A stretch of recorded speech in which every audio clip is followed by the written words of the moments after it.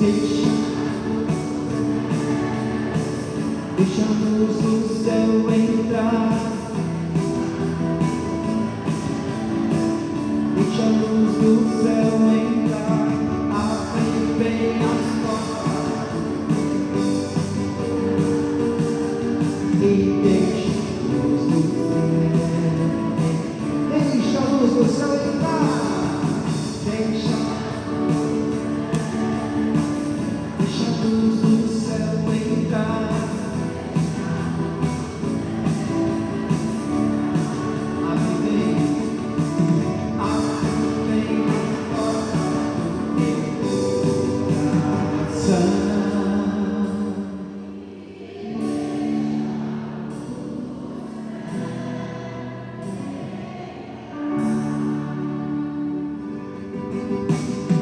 Dia na Galileia, homem chamado João falava com ternura de amor a seus irmãos.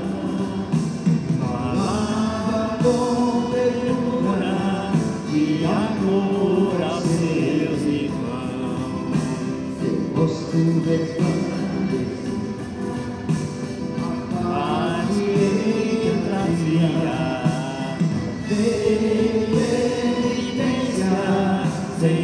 sempre João dizia, fazer penitência, sempre João. Viva João Batista!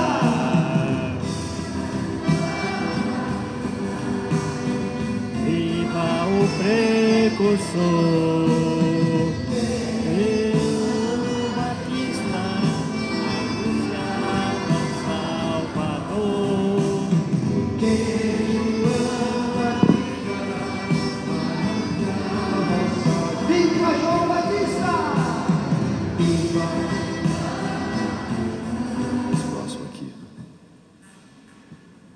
Bom, caríssimos Padre Fadul, nosso querido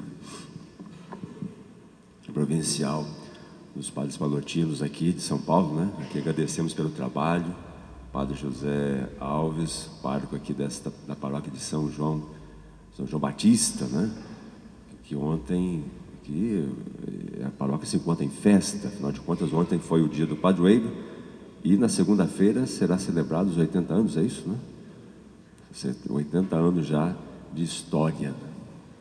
E eu agradeço mesmo pelo convite, porque dessa forma eu me insiro aí nessa festividade, nesta bela festa dos 80 anos, né?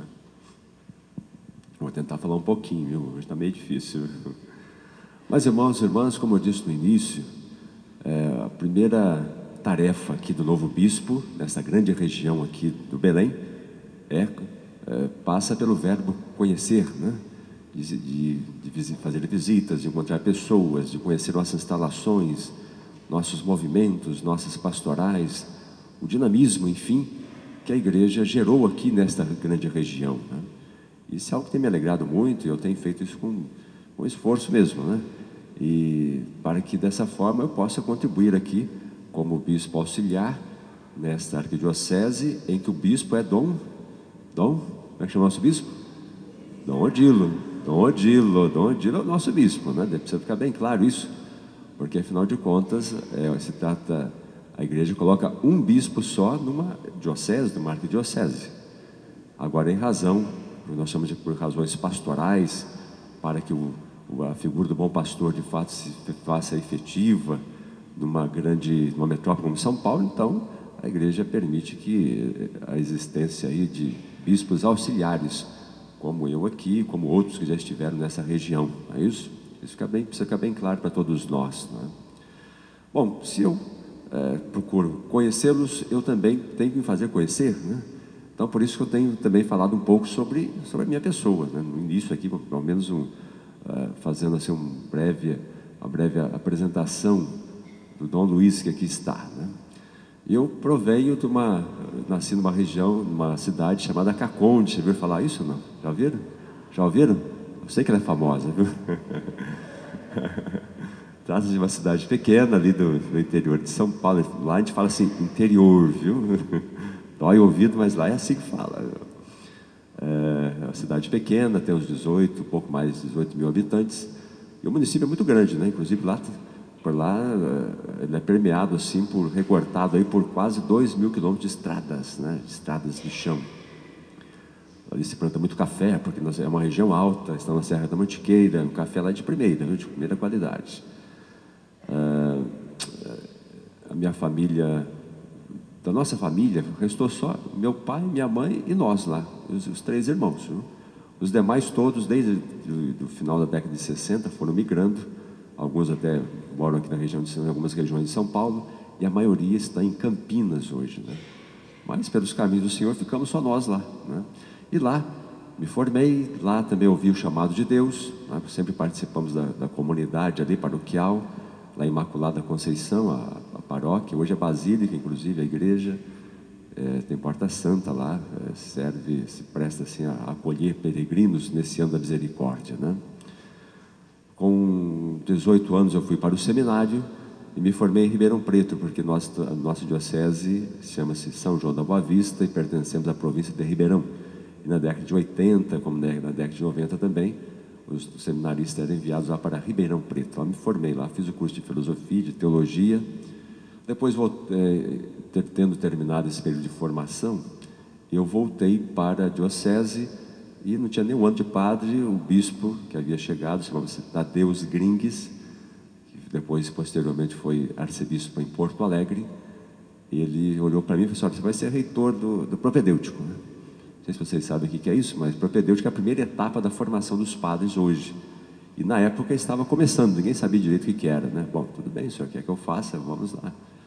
E aí fiquei ali em Caconde mesmo, que foi instalado na cidade de Caconde, permaneci por 10 anos ali como reitor dessa primeira etapa da formação dos padres. E também dava aula ali de filosofia, de teologia, até lá na diocese de Guaxupé. Aliás, para vocês se situarem, Caconde, São Paulo é uma fase divisa com Minas, com Poços de Caldas, que é a cidade mais conhecida ali. Eu acho que todos já ouviram falar de Poços, né? Bom, depois disso, o bispo um dia me chamou, falou assim: quero que você vá para Roma estudar filosofia. Aí estive lá 2 anos, estudei aquilo que corresponde a um mestrado de filosofia aqui. Depois voltei, o bispo me pediu para que eu cuidasse de uma paróquia, Nossa Senhora de Fátima, lá em São João da Boa Vista. E também, nesse período, eu fui diretor do nosso centro de estudos de filosofia lá. E foi o único ano em que eu fui pároco, né? Porque cheguei todo animado, agora sim, você é pároco, né? Bom, comecei com uma série de reformas, uma série de trabalhos ali, mas de repente o bispo chegou naquele mesmo ano e falou assim: olha, eu preciso que você vá para a reitoria do seminário de teologia, numa outra cidade chamada Mogi Guaçu.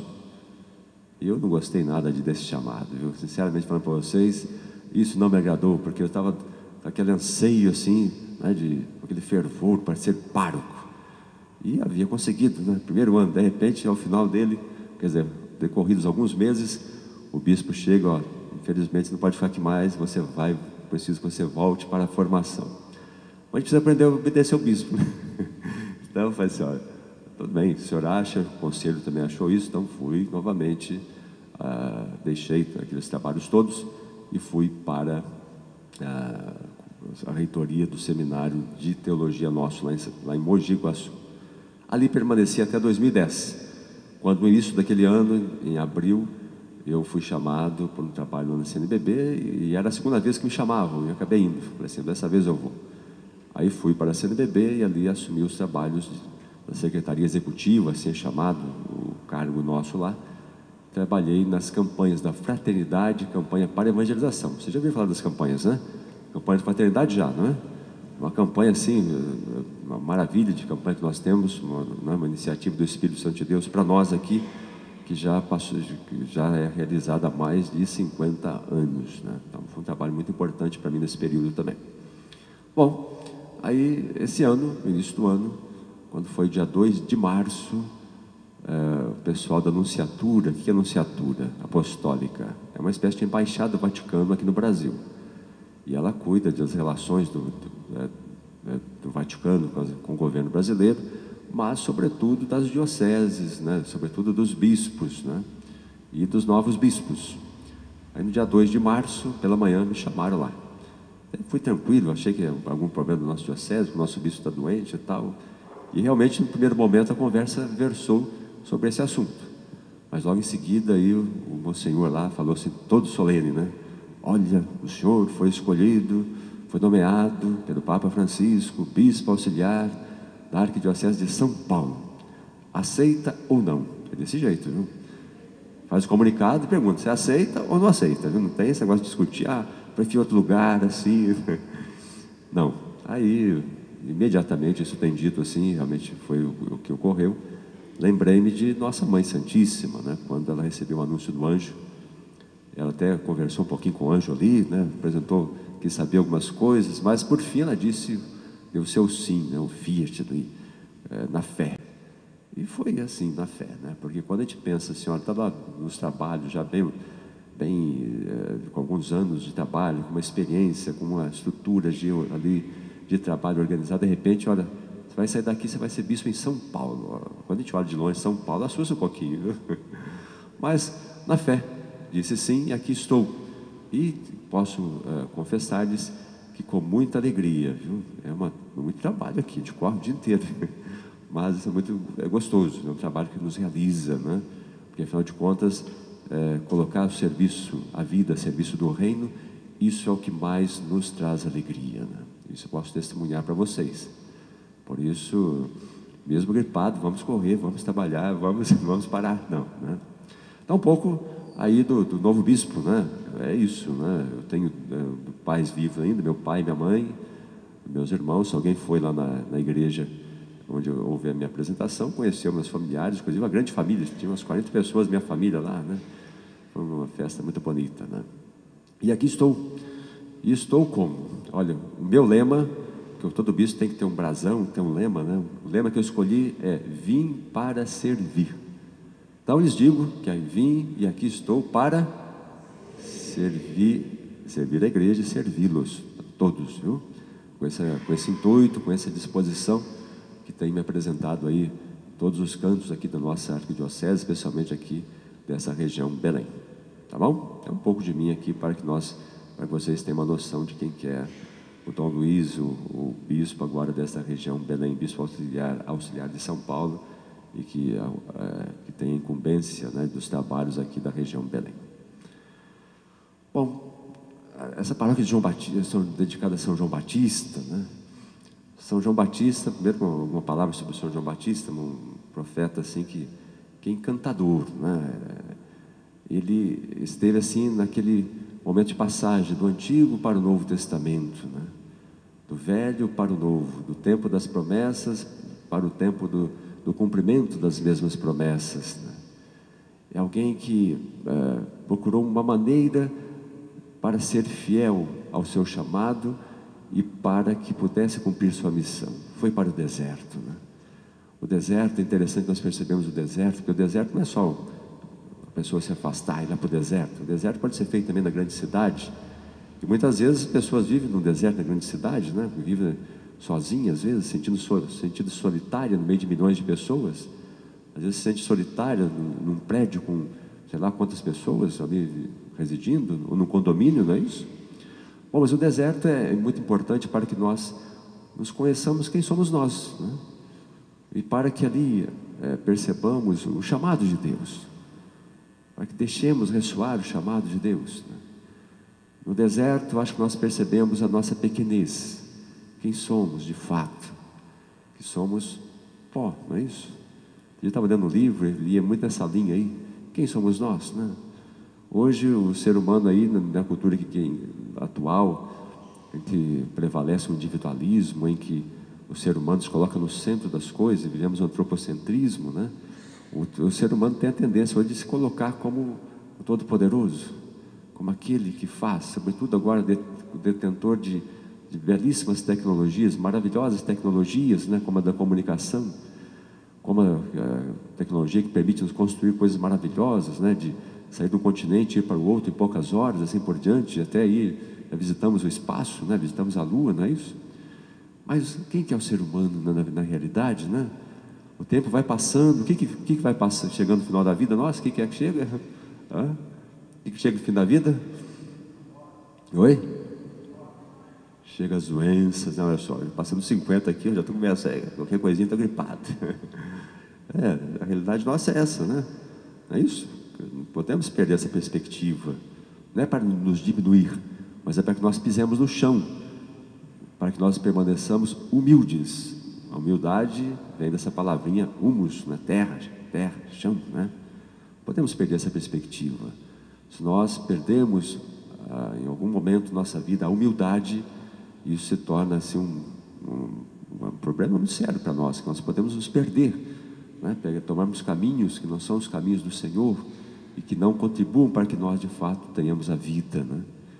Por isso o deserto nos ajuda nesse aspecto, a reconhecermos quem somos nós efetivamente, e quando nós percebemos nossa pequenez e nos abrimos àquele que nos chama, aquele que nos convida a uma missão, aquele que nos confia a uma missão, nos chama e ao mesmo confia uma missão. Isso é algo de mais, talvez de mais belo que pode ocorrer entre nós, para nós aqui, quando temos esse encontro real com Jesus, como João Batista pôde celebrar, realizar, vivenciar esse seu encontro com Deus de fato, né? E a partir dali então, uma voz gritava, né? Ali em Judá, era como um leão rugindo, né? E as pessoas acorriam a ele, porque ali tinha uma força não daquele homem, João Batista, um ser frágil, débil, mas naquele homem frágil aprendeu que a sua força era Deus, né? E a partir daquele momento as pessoas acorriam a João Batista para escutá-lo, para ouvi-lo, e se faziam batizar, porque se convertiam com a sua pregação. Ele tinha de fato uma palavra para todos, né, que o buscavam, para todos que acorriam aquele deserto, né? Então um pouco disso que eu estou dizendo, isso é importante para a nossa igreja, especialmente para uma paróquia como essa, que é dedicada a João Batista, cujo patrono é João Batista, né? Olha, nós como igreja precisamos, nessa grande cidade, não obstante a grande cidade, tudo aquilo que é a grande cidade, não podemos nos calar, precisamos continuar testemunhando Jesus, né? Nosso plano pastoral diz isso. A arquidiocese tem essa responsabilidade de testemunhar Jesus na grande cidade. A partir de quem? De quem? Quem vai testemunhar Jesus na grande cidade? Quem é? Quem? É só o bispo? Só Dom Odilo? Quem? Todos nós, né? Antigamente essa igreja aqui é muito bonita, é alta, né? O pé direito dela, de longe você avistava certamente essa igreja, né? Agora hoje está cheio de prédios por aí, as igrejas ficaram meio escondidas, né? Abafadas, né? Mas e que isso não tire a força da nossa voz para testemunharmos Jesus Cristo, né? Isso é fundamental, né? Esse chamado para a igreja não ficar acomodada, para a igreja não permanecer simplesmente com as suas estruturas de antes, porque a igreja precisa estar em movimento e sempre se atualizando, mas sem perder a perspectiva de tudo isso, mesmo as renovações que devem ocorrer ou que estão em curso aí, mas é para que nós sejamos fiéis a Jesus, fiéis à nossa missão de sermos testemunhas de Jesus, né? Anunciadores de Jesus e construtores do reino de Deus, né? Esse é o grande chamado a nós, né? Nós vimos que Deus lança cada um de nós. Nós vimos no Evangelho de Jesus, Lucas mostra Jesus misericordioso, mas mostra Jesus também sempre em caminho. Ele não para, né? Está sempre em movimento. Ali mesmo nesse trecho do Evangelho, ele está para iniciar a sua subida para Jerusalém, né? Sabendo o que o esperaria ali em Jerusalém, mas ele vai resoluto, né? E está a caminho, encontra-se com as pessoas, né? E ali diz algumas coisas interessantes para os seus discípulos, né? Que somos para nós, né? Lembra que ele falou, Jesus falou para o Evangelho? O que ele falou? Vocês se recordam? Quais as condições para segui-lo? Lembram-se? O que ele falou no Evangelho aí que Jesus falou? O que ele falou para aqueles discípulos e discípulas? Para os seus discípulos e discípulos, aqueles que ele chamava para segui-los. O que ele disse aí no finalzinho? As raposas, em primeiro lugar, né? As raposas